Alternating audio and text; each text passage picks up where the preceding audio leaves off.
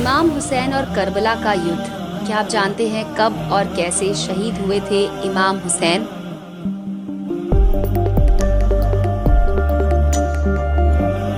मुहर्रम मुस्लिम calendar का पहला महीना है। इस महीने में इमाम हुसैन की शहादत को याद किया जाता है। याजिद की सेना के विरुद्ध जंग लड़ते हुए इमाम हुसैन के पिता हजरत अली का पूरा परिवार मौत के घाट उतार दिया गया था और मुहर्रम के 10वें दिन इमाम हुसैन भी इस युद्ध में शहीद हो गए थे। मुहर्रम के 10वें दिन ही मुहर्रम मनाया जाता है, जिसमें मुस्लिम संप्रदाय द्वारा ताजिए निकाले जाते हैं। लकड़ी, बांस और रंग बिरंगे कागज से सुसज्जित ये ताजिए हजरत इमाम हुसैन के मकबरे के प्रतीक माने जाते हैं। इसी जुलूस में इमाम हुसैन के सैन्य बल के प्रतीक स्वरूप अनेक शस्त्रों के साथ युद्ध की कलाबाजियां दिखाते हुए लोग चलते हैं। मुहर्रम के जुलूस में लोग इमाम हुसैन के प्रति अपनी संवेदना दर्शाने के लिए बाजों पर शोक धुन बजाते हैं और शोक गीत यानी कि मरसिया गाते हैं। मुस्लिम संप्रदाय के लोग शोकाकुल होकर विलाप करते हैं और अपनी छाती पीटते हैं। इस प्रकार इमाम की शहादत को याद किया जाता है। क्या आप जानते हैं सिर्फ 8 दिन में ही उजड़ गई थी करबला की बस्ती। करबला का नाम सुनते ही मन खुद ब खुद कुर्बानी के जज्बे से भर जाता है। जब से दुनिया का वजूद कायम हुआ है तब से लेकर अब तक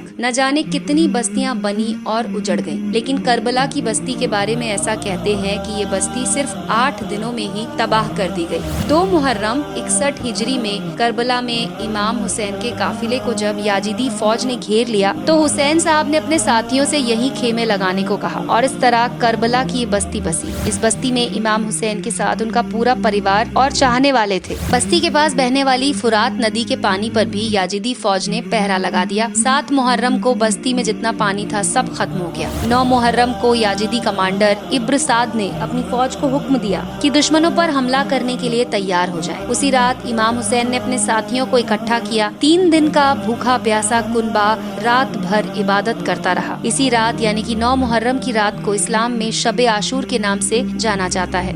10 मुहर्रम की सुबह इमाम हुसैन ने अपने साथियों के साथ नमाज फर्ज अदा किया। इमाम हुसैन की तरफ से सिर्फ 72 ऐसे लोग थे जो मुकाबले में जा सकते थे। याजिद की फौज और इमाम हुसैन के साथियों के बीच युद्ध हुआ, जिसमें इमाम हुसैन अपने साथियों के साथ नेकी की राह पर चलते हुए शहीद हो गए और इस तरह करबला की ये बस्ती 10 मुहर्रम को उजड़ गई। इस्लामी कैलेंडर का पहला महीना मुहर्रम इमाम हुसैन की याद दिलाता है। इमाम हुसैन ने खुदा की राह पर चलते हुए बुराई के खिलाफ करबला की लड़ाई लड़ी थी, जिसमें इमाम हुसैन अपने साथियों के साथ शहीद हुए थे। अगर बात करें कि इस लड़ाई के सबसे पहले शहीद थे इमाम हुसैन के 6 महीने के बेटे अली असगर। जब याजिदी फौज ने करबला की बस्ती के पास बहने वाली फुरात नदी के पानी पर पहरा लगाया तो इमाम हुसैन के साथियों और परिवार का पानी के बिना बुरा हाल हो गया, लेकिन वो नेकी की राह से हटे नहीं। इमाम हुसैन के 6 महीने के बेटे अली असगर का जब प्यास से बुरा हाल हो गया तब अली असगर की माँ सैयदा रबाब ने